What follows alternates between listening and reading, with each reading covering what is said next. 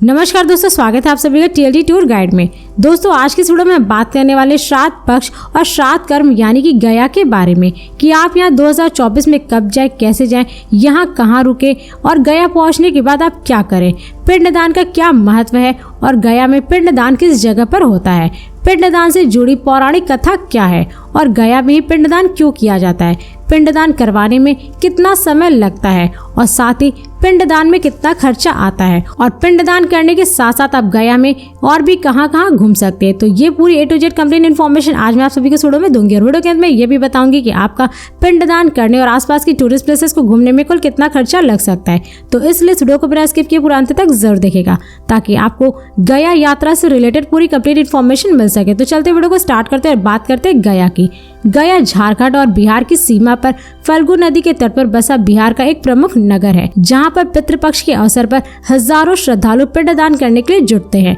और बिहार के महत्वपूर्ण तीर्थ स्थानों में से एक यह शहर खासकर हिंदू तीर्थ यात्रियों के लिए काफी ज्यादा फेमस है, क्योंकि गया पितृदान के लिए भी प्रसिद्ध है। कहा जाता है कि यहाँ फाल्गु नदी के तट पर पिंडदान करने से मृत व्यक्ति को वैकुंठ की प्राप्ति होती है और यहाँ का विष्णुपद मंदिर टूरिस्ट के बीच में काफी ज्यादा लोकप्रिय है, क्योंकि भगवान विष्णु के पांव के निशान पर इस मंदिर का निर्माण कराया गया, जिससे कि हिंदू धर्म में इस मंदिर को अहम स्थान प्राप्त है। और गया ही वो स्थान है जहाँ पर भगवान श्री राम, माता सीता और भ्राता लक्ष्मण जी ने अपने पिता दशरथ जी के लिए पिंडदान करने के लिए गए थे और गया का नाम राक्षस यानी कि असुर राजा गयासुर के नाम पर रखा गया है, जो कि भगवान विष्णु का अनुयायी था, जिससे कि गया को भगवान विष्णु की नगरी भी कहा जाता है। दोस्तों अब बात करें कि आप गया कब जाए। वैसे तो गया एक ऐसा स्थल है जहाँ पर आप घूमने के लिए कभी भी किसी भी समय जा सकते हैं, लेकिन यहाँ पर जाने का सबसे सही समय सितंबर से लेकर के अप्रैल तक के महीनों का माना जाता है, क्योंकि इन महीनों के दौरान यहाँ का मौसम काफी ज्यादा सुहावना और सुखद होता है,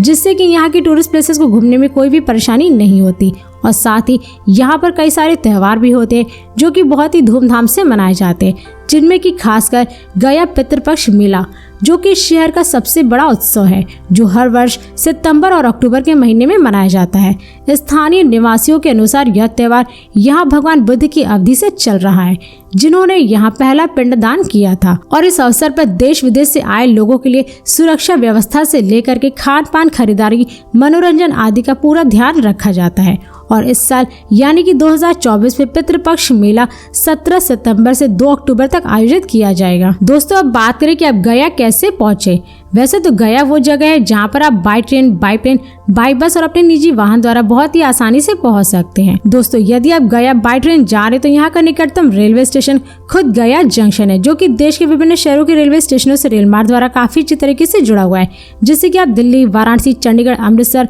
मुंबई, मथुरा, अयोध्या, लखनऊ, चेन्नई और पटना आदि जैसे शहरों के रेलवे स्टेशनों से आप ट्रेन पकड़ करके डायरेक्ट गया जंक्शन तक पहुंच सकते हैं। और इस जंक्शन से विष्णुपद मंदिर की दूरी लगभग 4 किलोमीटर है, जिससे आप ऑटो से लगभग 20 रुपए में पूरा कर सकते हैं। और दोस्तों विष्णुपद वो मंदिर है जहाँ पर भगवान विष्णु ने गयासुर के शरीर पर अपने पैर रख करके उसे दबाया था, जिससे चट्टानी सतह पर उनके पैरों की छाप रह गई थी। और दोस्तों यदि आप गया बाई फ्लाइट जाने तो यहाँ का नजदीकी एयरपोर्ट खुद गया इंटरनेशनल एयरपोर्ट है, जो कि देश के विभिन्न शहरों के एयरपोर्टों से एयरलाइंस के द्वारा काफी अच्छी तरीके से जुड़ा हुआ है, जिससे कि आप वाराणसी, दिल्ली, कोलकाता, हैदराबाद, भुवनेश्वर, पुणे, मुंबई, चेन्नई, लखनऊ और बेंगलोर आदि जैसे शहरों के एयरपोर्टों से आप फ्लाइट पकड़ करके डायरेक्ट गया एयरपोर्ट तक पहुंच सकते हैं। और इस एयरपोर्ट से विष्णुपद मंदिर की दूरी लगभग 9 किलोमीटर है, जिससे आप बाई बस या शेयरिंग टैक्सी के थ्रू पूरा कर सकते हैं। और दोस्तों यदि आप इस एयरपोर्ट के बाहर से विष्णुपद मंदिर के लिए बस लेते तो उसका चार्ज लगभग 30 से 40 रुपए पर पर्सन होता है और शेयरिंग टैक्सी का चार्ज लगभग 150 से 200 रुपए तक होता है। और दोस्तों यदि आप इस दूरी को ऑटो से पूरा करते तो उसका चार्ज लगभग 20 से 30 रुपए पर पर्सन लगता है। और दोस्तों यदि आप गया बाई बस जाना चाहते तो इस शहर के लिए आपको डायरेक्ट बस वाराणसी, दिल्ली, मुंबई, लखनऊ, मथुरा, अयोध्या, पटना और बिहार राज्य के विभिन्न शहरों से आपको बस की सुविधा मिल जाएगी, जिससे कि आप इन शहरों से बस पकड़ करके डायरेक्ट गया तक पहुंच सकते हैं। इसके अलावा यदि आप गया अपने निजी वाहन, कार या बाइक से जाना चाहते तो आप यहाँ पर बहुत ही आसानी से पहुंच सकते हैं, क्योंकि बिहार राज्य में स्थित गया की सड़कें देश के विभिन्न शहरों से सड़क मार्ग द्वारा काफी अच्छी तरीके से जुड़ी हुई है। और साथ ही यहाँ की सड़कों पर आपको जगह जगह पर कई सारे petrol pump, restaurant, private hotel देखने को मिल जाएंगे, जिससे कि आप अपने निजी वाहन द्वारा रास्ते में जगह जगह पर खाते पीते मौज मस्ती करते हुए हसीन वादियों को देखते हुए आप गया पहुंच जाएंगे। दोस्तों अब बात करें कि आप गया पहुंचने के बाद अपना स्टे कहाँ बनाएं। वैसे तो गया एक ऐसा शहर है जहाँ पर आपको स्टे करने के लिए बहुत सारे धर्मशाला और प्राइवेट होटल देखने को मिल जाएंगे, जिन्हें आप लगभग 400 से लेकर के 2000 रुपए तक में बुक करके स्टे कर सकते हैं। यदि आप गया अपने फैमिली और दोस्तों के साथ जा रहे हैं और एक अच्छे लोकेशन पर अपने रूम की बुकिंग करना चाहते हैं तो आप गया जंक्शन या फिर विष्णुपद मंदिर के आसपास अपनी रूम की बुकिंग कर सकते हैं, क्योंकि यहाँ पर आपको रूम बहुत सारे काफी अच्छे देखने को मिल जाएंगे, जिन्हें आप अपनी सुविधा के अनुसार या फिर बजट के अनुसार बुक करके स्टे कर सकते हैं।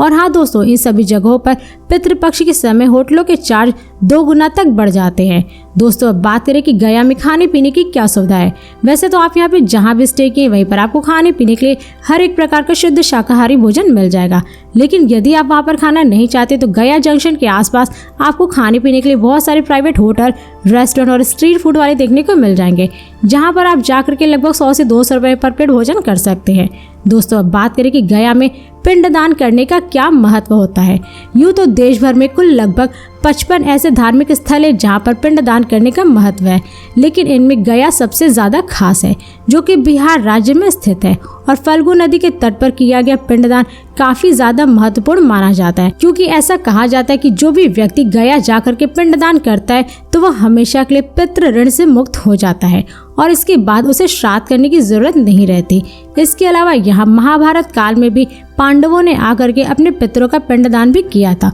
उनकी आत्मा की शांति की प्रार्थना की थी। और ये भी कहा जाता है कि यहाँ भगवान विष्णु स्वयं मौजूद है, जिससे कि यहाँ पिंडदान करने से सीधे पितृ को मोक्ष की प्राप्ति होती है और उनके आशीर्वाद से आपका वर्तमान और भविष्य सुधरता है और आपकी आने वाली पीढ़ी भी सुख शांति से रहती है। इसलिए आप अपने पितरों को अन्न और जल दे करके उनकी आत्मा को तृप्ति कर मजबूती प्रदान करते हैं और जो श्रद्धा से किया जाए वही श्राद्ध होता है। दोस्तों अब बात करें कि गया में पिंडदान क्यों किया जाता है और इसकी पौराणिक कथा क्या है। तो दोस्तों गया तीर्थ को लेकर के एक पौराणिक कथा प्रचलित है। ऐसा कहा जाता है कि गयासुर नामक एक असुर ने भगवान विष्णु जी की बहुत कड़ी तपस्या की थी, जिससे कि भगवान प्रसन्न होकर के उससे वरदान मांगने के लिए कहा। ऐसा कहा जाता है कि गयासुर नामक एक असुर ने भगवान विष्णु जी की बहुत ही कड़ी तपस्या की थी, जिससे कि उसने भगवान विष्णु से यह वरदान मांगा कि उसका शरीर पवित्र हो जाए और जो लोग उसके दर्शन करें तो वे सभी पापों से मुक्त हो जाए, जिससे कि इस वरदान के बाद लोगों में भय खत्म हो गया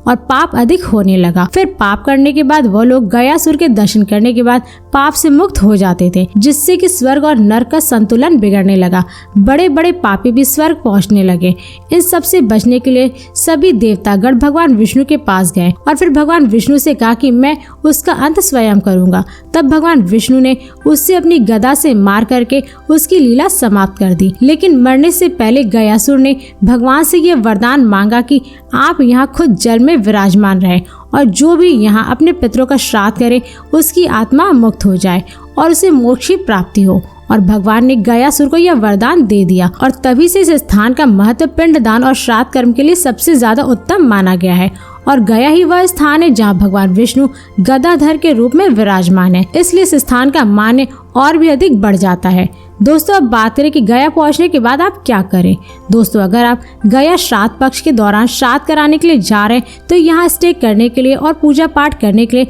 सभी सामान उपलब्ध रहते हैं। आप गया रेलवे स्टेशन के मुख्य द्वार से बाहर आ जाएं और वहीं पर मे आई हेल्प यू का काउंटर देखने को मिल जाएगा, जहां पर आप जाकर के पिंडदान से संबंधित अधिक से अधिक इन्फॉर्मेशन प्राप्त कर सकते हैं। और स्टेशन परिसर में जिला सूचना विभाग का काउंटर है, जहां पर आपको एक फ्री में बुकलेट मिलता है, जिस पर सभी आवश्यक नंबर देखने को मिलता है, जिनमें कंट्रोल रूम, पुलिस के तमाम अधिकारी, स्वास्थ्य विभाग, होटल आदि जैसे तमाम नंबर मिलते हैं, जिससे आप अपनी परेशानी में यूज कर सकते हैं और इन सब से रिलेटेड आपको सहायता भी दी जाती है। और यदि आप किसी कारणवश मे आई हेल्प यू के काउंटर पर नहीं पहुंच पाते तो आप स्टेशन के बाहर से ऑटो पकड़ करके पहुंच जाए विष्णुपद मंदिर और इसके बगल में ही आपको सभा सदन समिति देखने को मिलेगा, जहां पर सभी सरकारी अधिकारियों और कर्मचारियों के सामने अपनी बात को आप रख सकते हैं और वो आपको गया में पिंडदान से रिलेटेड सभी इन्फॉर्मेशन बता देंगे और मदद भी करते हैं।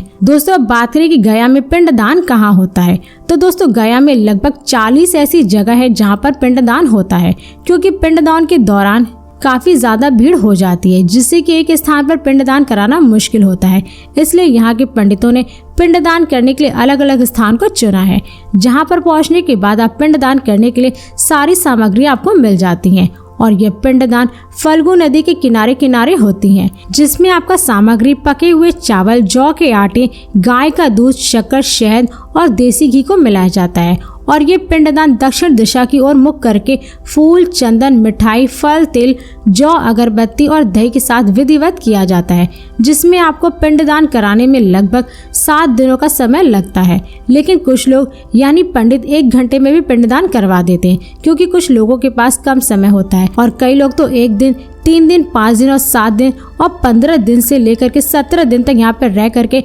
पिंडदान का कर्मकांड पूरा करते हैं। दोस्तों, अब बात करें कि गया में पिंडदान करने में कुल कितना खर्चा लगता है। वैसे तो पिंडदान करने का कुल खर्चा आपके ऊपर ही निर्भर करता है, क्योंकि आप गया में किस प्रकार का पिंडदान करवाते हैं। लेकिन यदि आप गया में 2 या 3 पुजारी को बुलवा करके पिंडदान करवाते हैं और उस समय वह पूजा 3 या 4 घंटे से अधिक चलती है, तो उसमें आपको हर एक पुजारी को लगभग 2000 से 3000 रुपये देना पड़ता है। और यदि आप इस पिंडदान को 1 दिन में पूरा करवाना चाहते तो उसमें आपका कुल खर्चा लगभग 5 से 10,000 रुपये तक लगता है। तो उसी हिसाब से आपका 3 दिन का, 7 दिन का, 15 दिन का और 17 दिन का पिंडदान करवाने का खर्चा लगेगा। मगर ये सारे खर्चे आपके ऊपर ही डिपेंड करते हैं, क्योंकि आप गया में पिंडदान किस जगह पर कितने दिन का करवाते हैं, तो उसी के हिसाब से आपका सारा खर्चा लगता है। और यदि आप पिंडदान करवाने के बाद यहाँ के और भी टूरिस्ट प्लेसेस को घूमना चाहते हैं तो आप सभी घूम सकते हैं, जैसे विष्णुपद मंदिर, the great Buddha statue, Mangla Gauri मंदिर, डोंगेश्वरी हिल्स, वाटथाई मॉनेस्टरी,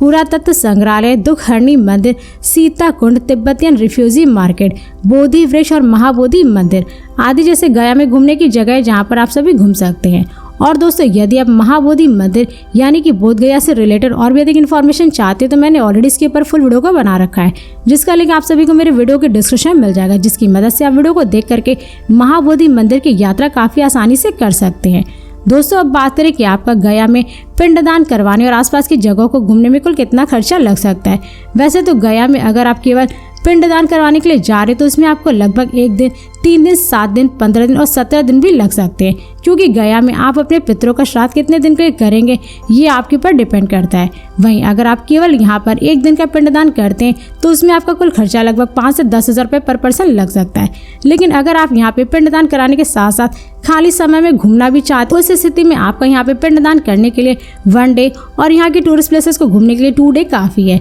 क्योंकि इन 2 दिनों में आप गया के सारे टूरिस्ट प्लेसेस को काफ़ी आसानी से घूम लेंगे। तो दोस्तों, यदि आप गया में स्टे करने के लिए 3 डे 2 नाइट का ट्रिप प्लान करते हो तो इसमें आपका कुल खर्चा लगभग 6,000 से 7,000 रुपये पर पर्सन लग सकता है, और श्राद्ध कर्म को छोड़ करके, क्योंकि इसका खर्च मैंने ऑलरेडी आपको पहले ही बता दिया है। मगर ये सारे खर्चे आपके ऊपर डिपेंड करते हैं, क्योंकि गया में पिंडदान करने के लिए आप किस राज्य और शहर से जा रहे हैं, यहाँ पर पिंडदान करने के बाद आप कहाँ कहाँ घूमेंगे, क्या क्या खरीदेंगे और इसको घूमने के लिए आप कितने दिन का ट्रिप प्लान करते हैं, तो ये सारे खर्चे आपके ऊपर डिपेंड करते हैं। तो दोस्तों, इस वीडियो को अब यहीं पर समाप्त करते हैं, और यदि ये वीडियो आप सभी को पसंद आई तो इस वीडियो को लाइक करें और चैनल को सब्सक्राइब जरूर करें, इसके साथ ही बेल आइकन जरूर दबाएं ताकि ऐसे मेरी नई नई वीडियोस आपके पास सबसे पहले पहुंचे। तो फिर मिलते हैं नेक्स्ट वीडियो में। धन्यवाद।